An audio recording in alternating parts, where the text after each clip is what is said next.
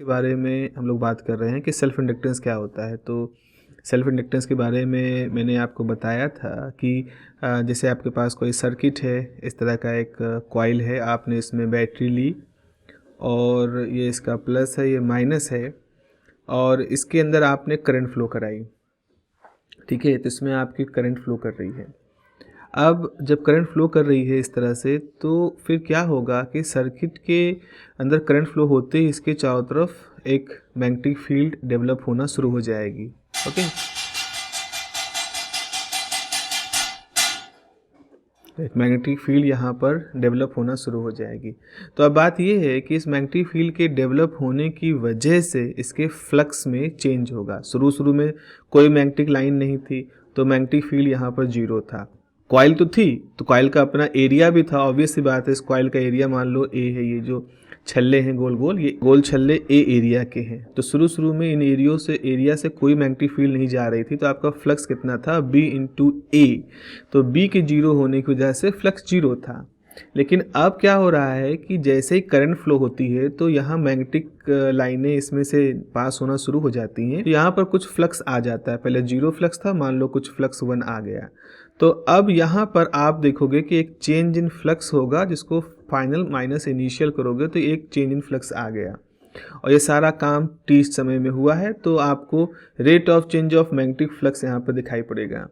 Faraday law कहता है कि जब भी इस तरह का rate of change of magnetic flux होता है तो एक ईएमएफ वहाँ पर क्रिएट हो जाता है। तो आपके पास भी यहाँ पर एक ईएमएफ क्रिएट हो जाएगा और उस ईएमएफ की वजह से इस सर्किट के अंदर आप मान सकते हो, इस सर्किट के अंदर एक करंट का फ्लो होना शुरू होगा। तो ये जो करंट होगी ये इंड्यूस करंट कहलाएगी, जो कि आपने जो करंट फ्लो कराई है उसकी वजह से होने वाले मैग्नेटिक फील्ड के डेवलपमेंट के बदलाव के वजह से वो डेवलप हो रही है। और ये जो ईएमएफ है जिसकी वजह से ये नई करंट डेवलप होगी, इसकी डायरेक्शन क्या होगी, इसकी डायरेक्शन हम इस माइनस साइन से रिप्रेजेंट करते हैं, जो कि लेंज लॉ से हमें दिया जाता है। ये सारी चीज़ें हम लोगों ने बात कर ली थी। हमारे पास ईएमएफ का फॉर्मूला आया था -L time del phi B by del t. इस तरह का एक फॉर्मूला था जो इलेक्ट्रोमोटिव फोर्स जो डेवलप हो रहा है उससे जुड़ा हुआ था। Now we need to know the physical meaning of this self inductance. तो ज़रा आप मेरे ख्याल से फर्स्ट ईयर का एक याद करिए, जब हम लोगों ने कोई कॉइल लिया था और उसमें एक रजिस्टर लगा था और उस पे एक बैटरी लगाई थी और फिर ये कहा था कि इसमें करंट का ग्रोथ कैसा होगा। तो जब बैटरी लगाते हो तो करंट इंस्टेंटली नहीं बढ़ती है, बल्कि करंट टाइम के साथ जो करंट का ग्रोथ होता है वो एक्सपोनेंशियली होता है, देन ऐसे स्लो डाउन हो जाता है। तो हम कहते हैं कि इंडक्टर में या कॉइल में करंट का ग्रोथ एक्सपोनेंशियल होता है और यहाँ टाइम कांस्टेंट जैसा एक फैक्टर निकल के आता है। वैसे ही अगर हम बैटरी को एकदम से हटा दें, यहाँ से सर्किट को बंद कर दें, बैटरी हटा दें, तो करंट एकदम से जीरो नहीं होती, करंट का डिके भी एक एक्सपोनेंशियल तरीके से होता है। तो अब हम जब फिजिकल मीनिंग निकालने के लिए जाएंगे तो हमें इस चीज़ को याद करना पड़ेगा और थोड़ा समझना पड़ेगा कि आखिर इस करंट का ग्रोथ और जो डिके एक्सपोनेंशियल होता है, इससे हम कैसे फिजिकल मीनिंग को समझ सकते हैं। देखो भाई, ऐसा है, ये जो ग्रोथ एक्सपोनेंशियल हो रहा है ये क्या दिखा रहा है कि जो हमारी करंट है, जो भी इसके अंदर फ्लो हो रही है करंट, उसका विरोध हो रहा है। इसी वरना बैटरी लगाए हो तो करंट तो एकदम से शूट कर जानी चाहिए, एकदम से झटके से बिल्कुल बढ़नी चाहिए ओम के लॉ के हिसाब से, पर ऐसा हो नहीं रहा है। ऐसा लग रहा है कि उस करंट के बढ़ने का कहीं से विरोध हो रहा है, तभी तो उसकी बढ़ोतरी उतनी तेज ना होकर के पहले तो तेज होती है फिर धीरे धीरे स्लो डाउन हो जाती है। इसीलिए आपका ग्राफ अगर तेज होती तो लीनियर होता जैसा ओम लॉ में है, लेकिन स्लो है तो इसीलिए आप ऐसे देखते हो ये ग्रोथ का ग्राफ ऐसे चला जाता है, इस ग्राफ स्ट्रेट लाइन ग्राफ से मुड़ जाता है।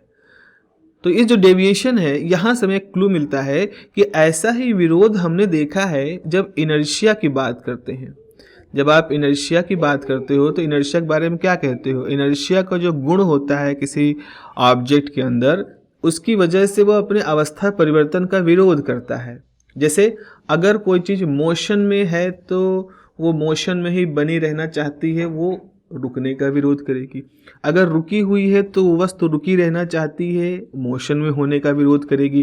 तो ये जो अवस्था की परिवर्तन का विरोध होता है, स्टेट ऑफ, जो भी आपकी स्टेट है सिस्टम की, वो किसकी वजह से होता है, उसको हम इनर्शिया गुण कहते हैं। अल्टीमेटली इसके लिए मास जिम्मेदार है। ऐसे ही आप सोच सकते हो यहाँ पर करंट के ग्रोथ का विरोध हो रहा है, और वो जो प्रॉपर्टी है जो इसको विरोध कर रही है, उसको हम इस कोफिशिएंट ऑफ सेल्फ इंडक्टेंस से रिप्रेजेंट करते हैं। तो अगर हम फिजिकल मीनिंग निकालना चाहें तो फिजिकल मीनिंग आप कह सकते हो सेल्फ इंडक्टेंस की जो फिजिकल मीनिंग है वो ऐसी है कि जैसे वो सर्किट की इनर्शिया है। जैसे मैसिव ऑब्जेक्ट का मास उसको इनर्शिया की प्रॉपर्टी देता है, जिसकी वजह से वो विरोध करता है अपने मोशन के बदलाव का, अपने स्टेट के बदलाव का। उसी तरह से यहाँ पर जो कॉइल है, इंडक्टर है, उसका जो सेल्फ इंडक्टेंस होता है वो उसकी इनर्शिया की जैसे प्रॉपर्टी है, जो उसके अंदर करंट के बढ़ोतरी को या करंट के घटने को, जो भी बदलाव को मेनली वो विरोध करता है। ओके, सो आप लोगों को मैं इसको डिक्टेट कर दे रहा हूँ, आप लोग इसको लिख लीजिए। सेल्फ इंडक्टेंस, इसमें आपको लिखना है the self inductance, the self inductance plays same role in electric circuits. The self inductance plays same role in electric circuit as the mass in mechanics. As the mass in mechanics. अब due to this property, हम self inductance की बात कर रहे हैं, due to this property the growth and decay of current, the growth and decay of current in inductor, यानी कि जो हम कॉइल ले रहे हैं, इंडक्टर या coil, is exponential in nature. Okay, due to this property the growth and decay of current in inductor is exponential in nature. अब हम क्या करते हैं, जब बाहर से बैटरी लगाते हैं, व्हेन एक्सटर्नल बैटरी लगा रहे हो, बाहर से energy source is connected,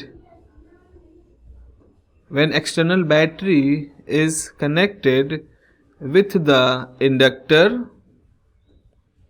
external battery is connected with the inductor, the inductor का मतलब हम बार बार कॉइल से ही कह रहे हैं, the inductor must overcome this inertia, जो सेल्फ इंडक्टेंस की वजह से है उसके अंदर, must overcome this inertia to get the flow of current, to get the flow of current up to the maximum value. ठीक है, अपने आप में काफ़ी कुछ सेल्फ एक्सप्लेनेटरी है. देखो, the self inductance plays same role in electric circuit as the mass in mechanics, जो कि मैंने इससे पहले आपसे बात की है.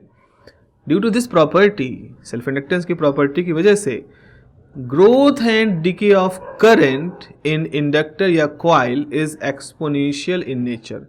दोनों ही एक्सपोनेंशियल होता है. When external battery is connected with the inductor must overcome this inertia. अरे भाई, अगर इनर्शिया को ओवरकम नहीं करेगा तो करंट का विरोध ही होता रहेगा, फ्लो ही नहीं कर पाएगी.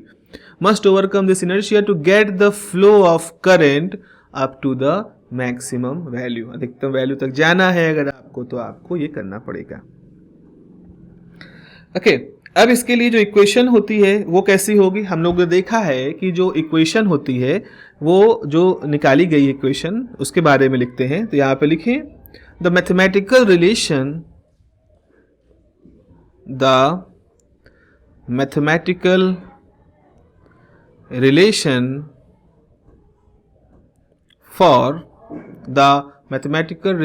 for induced EMF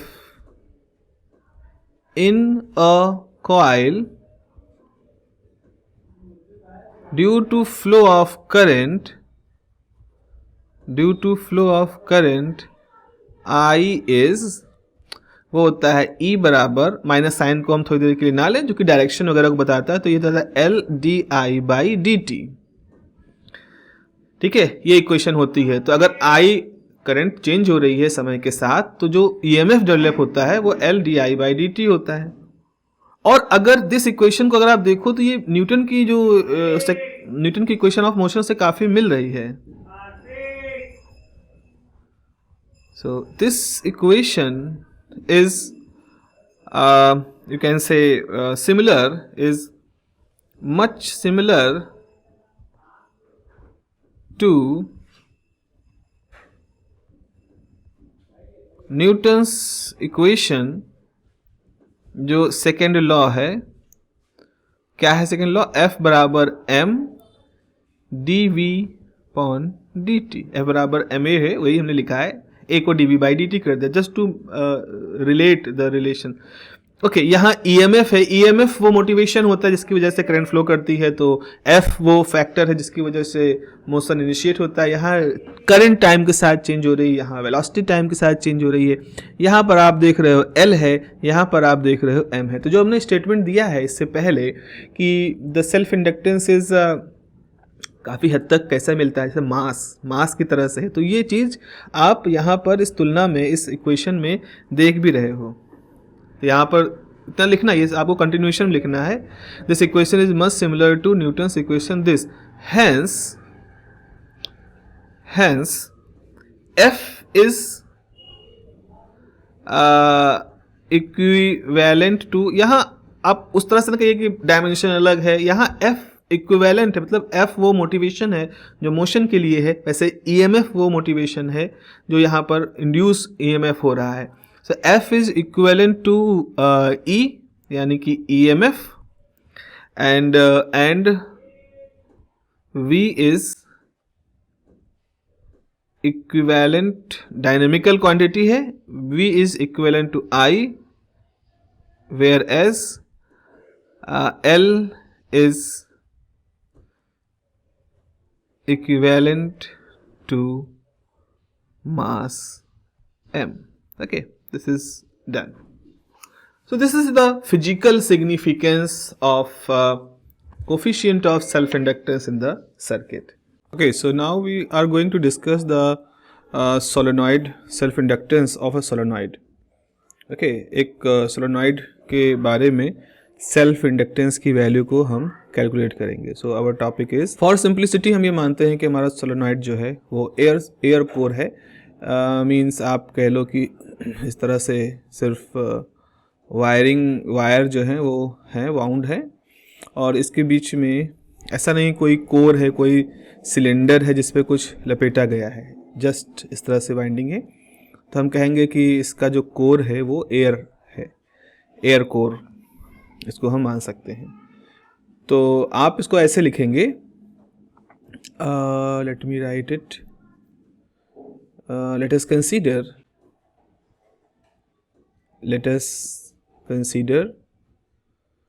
a solenoid having air core, और जो इस सोलेनॉइड की जो लेंथ है वो मान लो L है, core of length L, and और इसमें जो करंट फ्लो कर रही है मान लें I है, and current I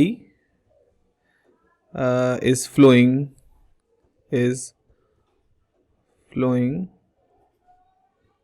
through it. ठीक है, the solenoid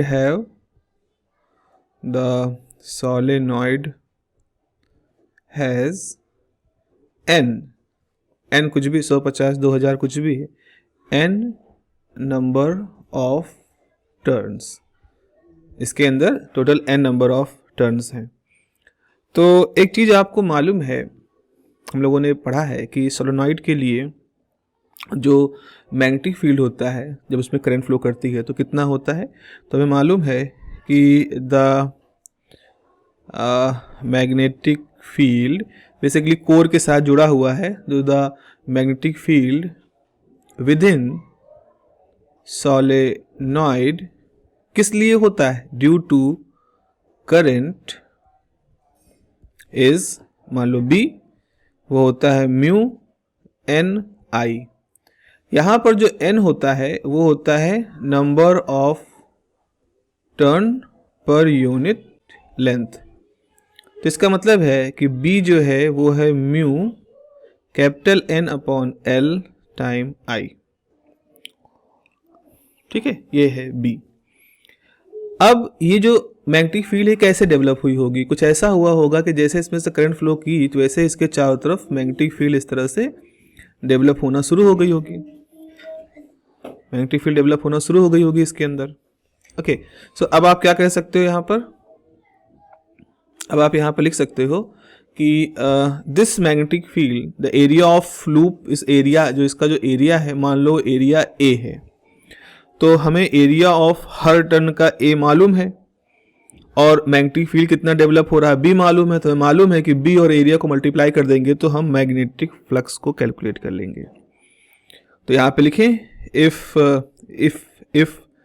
area of solenoid, cross sectional area लिख दो, if cross sectional area of solenoid is A, cross sectional area A है, and associated magnetic field and associated जो magnetic field है वो B है, जैसा कि कैलकुलेट किया है। So the magnetic flux with each loop क्या हो जाएगा भाई, 5B is equal to B time A। Area और B को मल्टीप्लाई कर दो तो जाएगा mu time total number of turn L I into A। ठीक है, ये हमारा हो गया B की वैल्यू फ्लक्स। और ऐसे हमारे पास टोटल कितने टर्न हैं, n टर्न है। तो आप कहोगे कि total flux associated through solenoid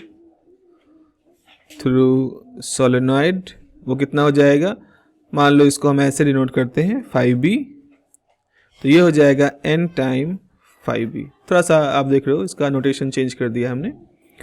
तो आपके पास जो टोटल फ्लक्स है वो हो गया n time mu n L I A। सो यहाँ हमें कुछ मल्टीप्लाई होता हुआ दिख रहा है, mu time n square I A upon L। ठीक है, ये हो गया फ्लक्स, ये टोटल फ्लक्स है जो उस n फेरो वाले सोलेनॉइड के साथ जुड़ा हुआ है। अब देखो यहाँ पर आपको समझना है कि शुरू में क्या था, जब करंट नहीं फ्लो कर रही थी तो ये जो टोटल फ्लक्स था ये कुछ था ही नहीं, जीरो था। तो जीरो से बढ़ करके ये वैल्यू आ गई mu n square I A by L. तो यही हमारा फ्लक्स चेंज है। तो फ्लक्स में टोटल चेंज जो हमारे पास है वो ये है, क्योंकि इससे पहले फ्लक्स जीरो था। अब अगर हमें मालूम चल जाए कि फ्लक्स में कितना चेंज हुआ है समय के साथ, तो हम फैराडे लॉ के हिसाब से इंड्यूस्ड ईएमएफ निकाल सकते हैं। तो यहाँ आप लिखें, now the induced EMF in the circuit, now the induced EMF in the circuit मतलब सोलेनॉइड, कितना हो जाएगा, E is equal to minus L, Faraday law सीधे लिखते हैं, E is equal to minus d phi B by d t. तो आप इसको ऐसे लिख सकते हो, d by d t of mu N square A I upon L. अब आप जरा देखो टाइम के साथ क्या बदल रहा है। म्यू नॉट कांस्टेंट है, नंबर ऑफ टर्न कांस्टेंट है, एरिया कांस्टेंट है, एल कांस्टेंट है, तो करंट क्या, करंट ही तो है जो चेंज हो रही टाइम के साथ। पहले नहीं फ्लो कर रही थी, फ्लो करना शुरू कर दी। तो E इज इक्वल टू, आप माइनस साइन रखोगे लेंज के लॉग, तो ये हो जाएगा म्यू एन स्क्वायर ए और एल डी आई अपॉन डी टी। ठीक है, ये हम मान लें इक्वेशन नंबर 2 है। अब आप क्या कर सकते हो, हमारे पास सेल्फ इंडक्टेंस के लिए एक फॉर्मूला है, एक फॉर्मूला है जो हम लोग ने पहले डिराइव किया है by using relation for self inductance. कौन से रिलेशन है भाई, E is equal to minus L d I over d t, derive की है पहले। आप देखो इसको मान लो इक्वेशन नंबर 3। अब यहां पर इस रिलेशन से हम क्या कर सकते हो, कंपेयर कर सकते हो ना आप, इक्वेशन नंबर 2 और 3 को कंपेयर कर सकते हो। तो ऑन कंपेयरिंग क्या करोगे, on comparing equation 2 and 3 we get compare करो आप, तो आपको कंपेयर करने से आपको L जो होगा, देखो ये जो हिस्सा है ये L के इक्विवेलेंट है, यहाँ पर माइनस भी हमने इंक्लूड कर लिया, माइनस माइनस कैंसिल हो जाएगा, तो जाएगा म्यू एन स्क्वायर ए पॉन एल। ठीक है, ये हमारे पास आ गया। अच्छा, इसको हम ऐसे भी लिख सकते हैं, मान लो हमने क्या किया, एन स्क्वायर रखा, ए लिया, एल से मल्टीप्लाई किया, एल से डिवाइड कर दिया, तो N square upon L square हो जाएगा। और इसको हम लिख सकते हैं mu not N square small n A into L, क्योंकि स्मॉल एन बराबर क्या होता है, टोटल एन अपॉन एल। तो ये थोड़ा सा और कॉम्पैक्ट हो गया, और ये हो गया mu N square A L.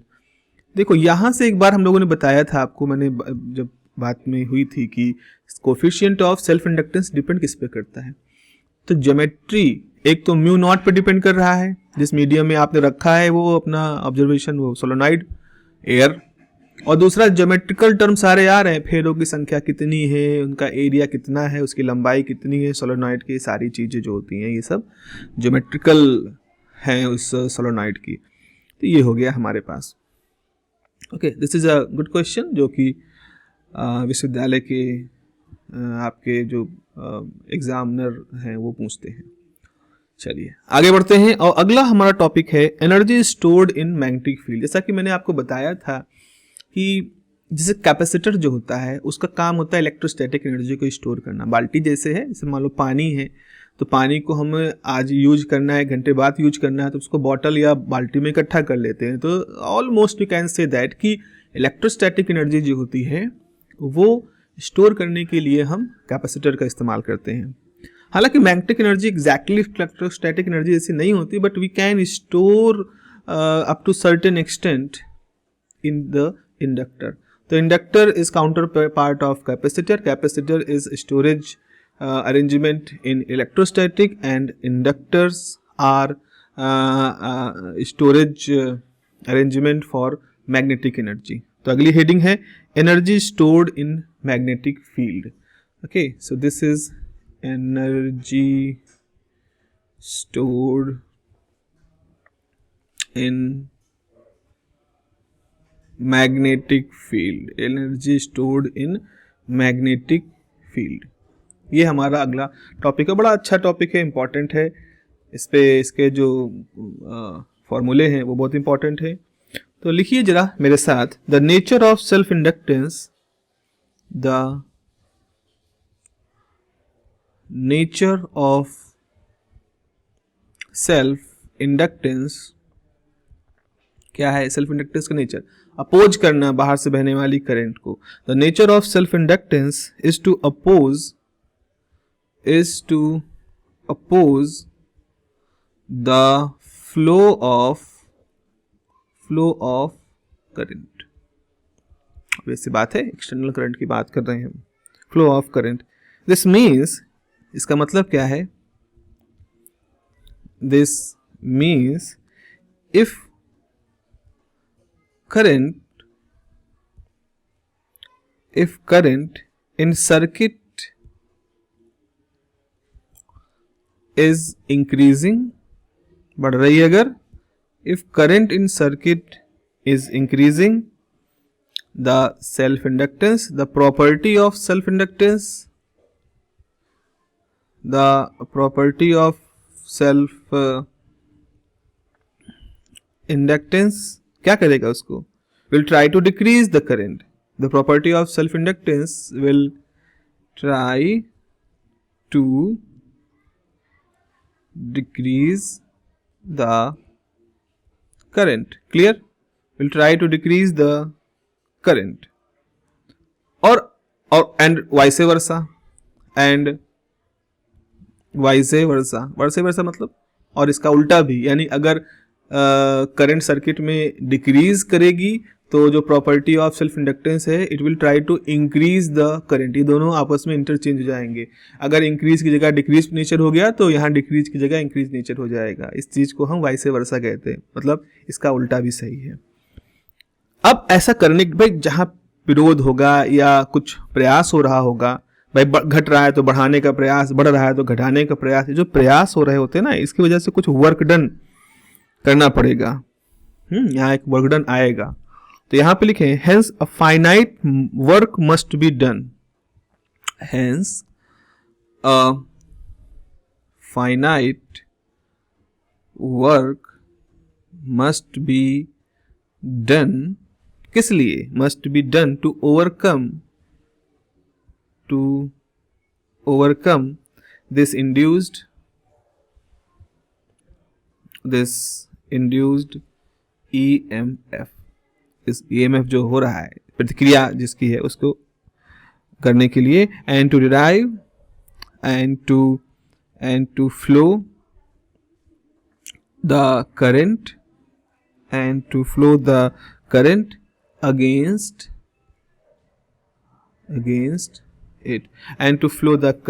against it. और ये जो वर्क आपने किया है, this work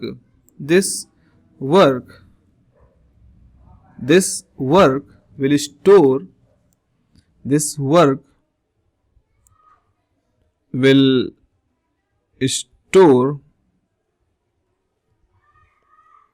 store up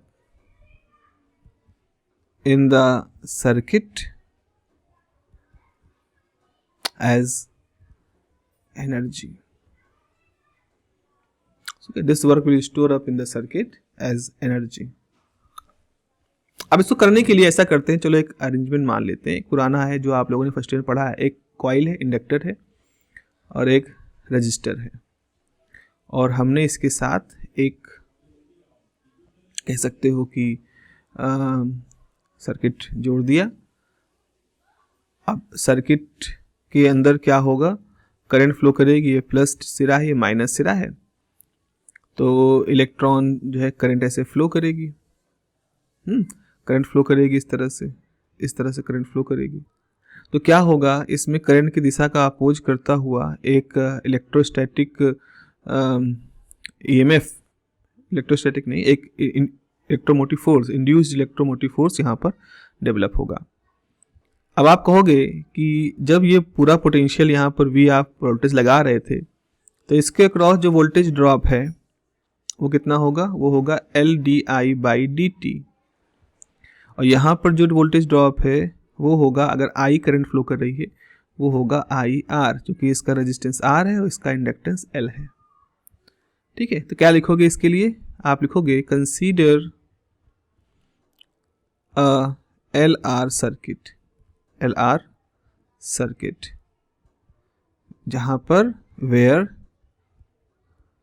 external battery of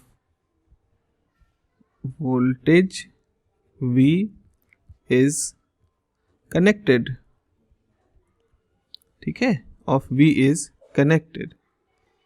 अब यहाँ पे देख लो फिगर 01, ये हमारा फिगर 01 है. एक ही बनेगा है लेकिन एक ही है, तो 01, फिगर 01. अब इसके लिए आप किरचॉफ वोल्टेज लॉ या वोल्टेज इक्वेशन कैसे लिख सकते हो? The voltage equation for this circuit is V is equal to IR plus L DI by dt. Voltage drop across register, voltage drop across inductor. अब आप क्या कर सकते हो, I से मल्टीप्लाई कर दो, फिर से I से मल्टीप्लाई कर दो तो ये जाएगा I स्क्वायर R, ये हो जाएगा LI DI बाई dt। अब जैसे आपने वोल्टेज को करंट से मल्टीप्लाई किया, इस पूरे सिस्टम की जो डायमेंशन थी वो अब चेंज हो गई। वोल्टेज और करंट का जो प्रोडक्ट होता है उसकी डायमेंशन पावर की हो जाती है। हाँ, रेट मतलब डी एनर्जी अपॉन टाइम, उस पावर को जो कहते हैं ना उसको उसके बराबर हो जाती है।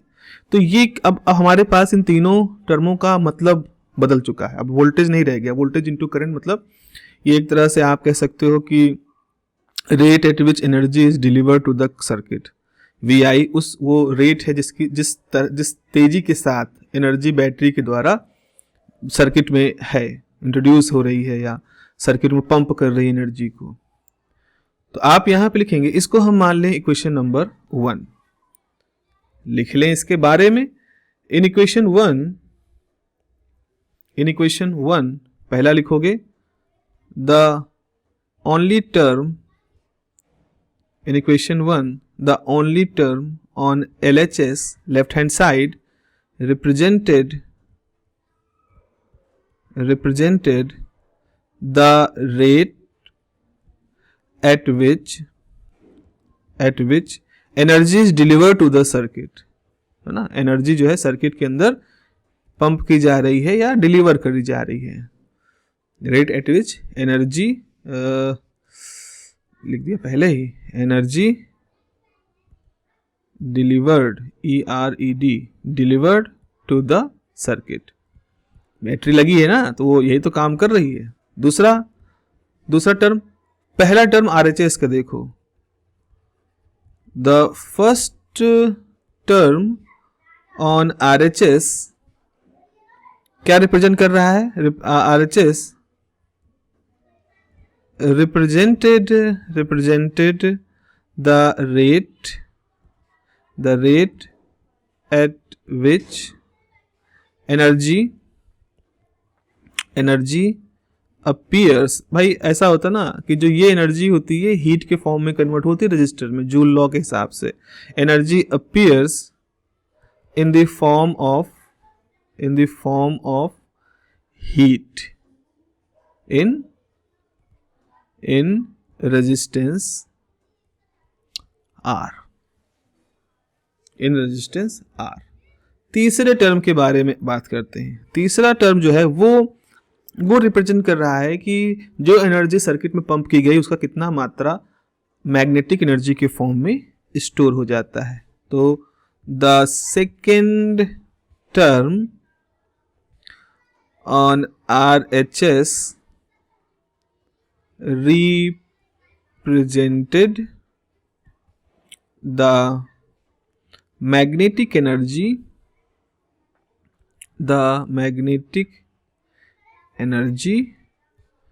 जो कि LI/DI by dt है,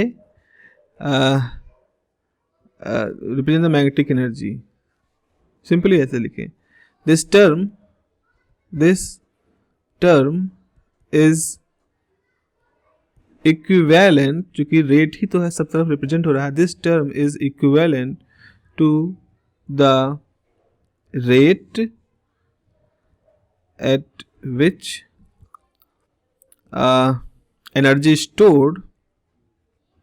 energy is stored in the magnetic field। ठीक है, जिस तेजी के साथ मैग्नेटिक एनर्जी के फॉर्म में एनर्जी स्टोर हो रही है उसको रिप्रेजेंट कर रहा है। तो इसका मतलब है dUB बाई dt। अब UB क्या है? मैग्नेटिक एनर्जी है मान लो, वो कैसे रिप्रेजेंट हो रहा है? LDI बाई dt से। चूंकि डायमेंशनल एनालिसिस ये कहती है कि अगर लेफ्ट हैंड साइड में जो वी आई है ये rate at which energy is pump to the circuit, I square R जो है it is the rate at which heat energy generated, तो ये भी रेट ही होगा। तो rate at which magnetic energy is stored, तो आपने d U by d t लिखा, ये एक पॉइंट होता है। अगर आपने यू बी लिख दिया ये तो गलत हो जाएगा। तो यहाँ से क्या हो जाएगा, डी यू बी बराबर एल आई डी आई, जैसे यहाँ टी है टाइम के साथ है, हालांकि काटना उतना सही नहीं बट इक्विवेलेंस से आप देख सकते हो डी यू बी बराबर एल आई डी आई। अब इसको इंटीग्रेट करना होगा तो आप कह सकते हो लेट द करंट